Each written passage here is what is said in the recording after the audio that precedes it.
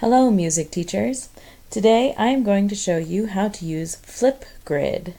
Flipgrid is a program that allows students to record anything on video using either a computer or a phone or a tablet. It is web-based. If you are using a phone or a tablet, you have to use the app in order to record. Anything can be viewed from the web. I'm using this because my students are in the middle of their recorder unit, and I realized that I did not have enough class time to listen to all of their solos. And second, when they did play their solos for me, it didn't sound like they'd listened to themselves play to know whether they were doing well or not.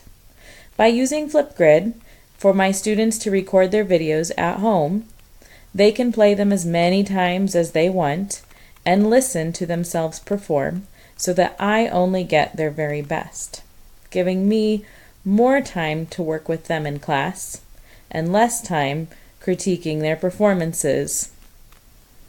First, you go to flipgrid.com. There is a sign up today. I'm not going to do that because I already have a login. When I log in, I use my email account.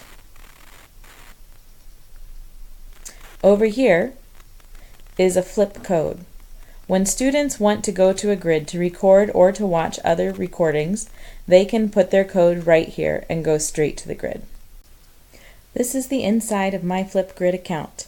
Here I can create a new grid, and here are two grids I've already created.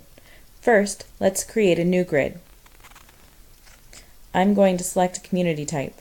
I'm not going to use my school email domain because my students need their passwords and they don't know their email passwords. I'm going to use this. It will just allow them to access the grid with a code. I'm going to call my grid testing. Here's my code, and I'm going to add a picture, and I'm going to hit next. Launch my grid. I could share my grid, but for now I'm not going to worry about that because I'm going to give my students a code. So I am all set. Here is their new grid. I'm going to make this inactive, and I'm going to create a topic. Creating a topic is how your students are able to record something in the grid. When I create a topic, it has to have a title.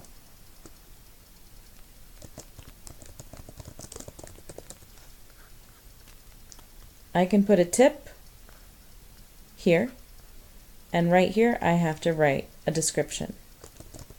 Record your best solo. Scroll down and create topic. And I'm ready to go. My topic has no discussion. Okay. I'm going to click on this to view it as a student. This is what my student sees when they go to this grid. When they're ready to record, they're going to tap record, and a screen will come up. It will ask them if they want to allow their computer's camera to record, and they'll have to click yes. Once they've recorded it, I can see their recording in my account. Down here in my 5th grade Recorder Karate,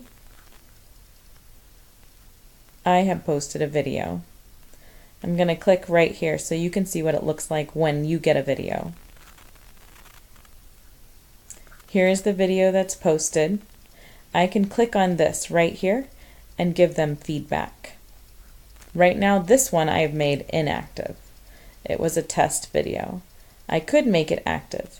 If a student sends me a video that is not worthy of posting, I can make it inactive. I have control over what is posted. Students can then watch each other's videos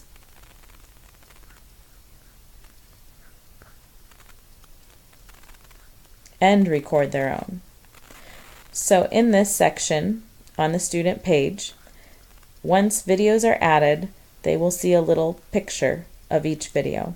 They can watch those to see how other students are doing. They can even add feedback in the form of a video.